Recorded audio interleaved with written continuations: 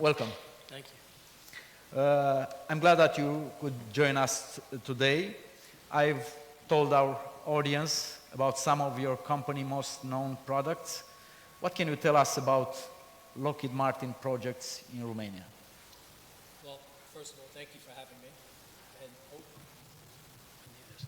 Thank you for having me. Lockheed Martin in Romania, we've been here for over 30 years, and we feel we're a strategic partner for Romania. As far as the projects we have going, we've supplied Black Hawk helicopters, HIMARS, long-range radars, PAC-3 missiles, F-16s, and soon F-35. So we're integrated into the fabric of Romanian security and defense. Also integrated into the industrial base here. I think it's very important to understand that while we do provide a lot of platforms, we also provide a lot of opportunity and increase the industrial base. Kind of putting together a defense ecosystem inside of Romania is very important to us as well, to not only for parts and for global supply chain, but also for sustainability and maintenance, repair, and overhaul of those platforms as well. So again, Lockheed Martin, very proud of the long heritage we have here, and I know there's more to come.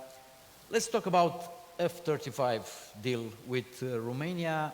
The State Department approved the contract. It's expected to be signed soon. But we will have to wait for the first fighters.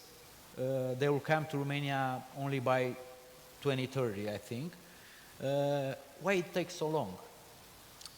Well, the F-35 is a very specialized aircraft, and there's, if you've watched the industry, there's been a lot of orders, especially across Europe, and it's more about how we pace those needs and then put them into the system. We do produce over 150 a year, so it's not a lack of production. But again, your Prime Minister and Minister of Defense, we had conversations about the best way to do this, and they really followed a specific plan.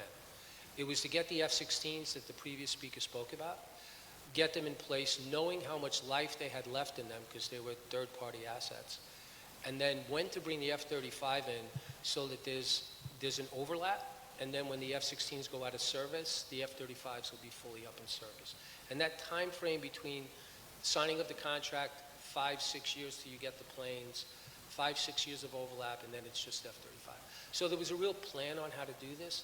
The other part of it is you have to get the infrastructure ready for a 5th generation aircraft. So again, going back to the F-35, the F-16 is a good complement and a good lead-in to what needs to happen for the F-35. So the plan has been laid out. Now it's about getting the infrastructure in place, but then also training the pilots. I don't speak Romanian, but I remember your last interview when you said it's no good without pilots. You're absolutely correct. So we have to get the pilots trained as well. So both parts of that have to happen. It takes time, and where we've struggled is actually on the infrastructure side.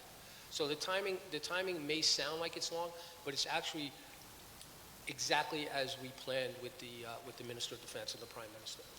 How much more difficult is to train pilots for F-35 than F-16? I'm not a pilot, so I'm going to talk, and if people at my company hear me saying this, or they may say I'm wrong, but I will tell you, bringing in new pilots to F-35 has been a little bit easier than transitioning pilots from, say, MiGs to F-35s. So the good thing is having the F-16 transition is better. So having the pilots go from F-16 to F-35 is good. If you were going to go just from the MiGs that you had to F-35, that would have been a technology leap that would have been a lot more difficult. But the younger pilots, they get into the F-35, and because it's so sensor-rich, and you're kind of the lead node in a network-centric kind of warfare, they pick it up right away, a lot faster than some of the more seasoned pilots. You have a partnership with the Romanian company Aerostar for maintenance for F-16, Black Hawk, HIMARS. How is that going, the partnership, and do you expect we will keep this collaboration for F-35? I mean, Romanian people will be involved for maintenance or stuff like that for F-35? Absolutely. Aerostar has been such a great partner for us up in Bacău.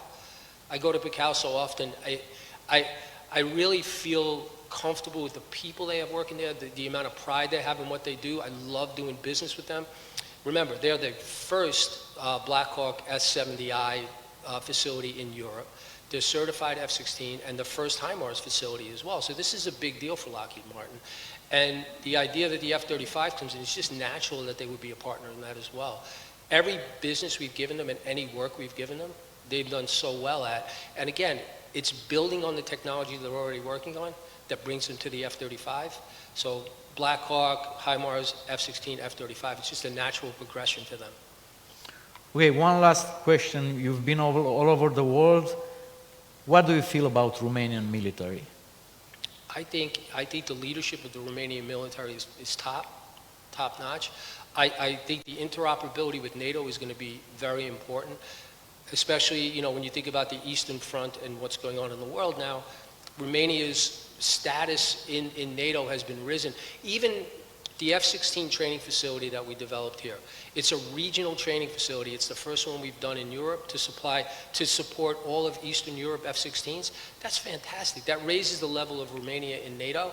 And then when you think about where the world is right now, NATO and Romania and the Black Sea area, so super important.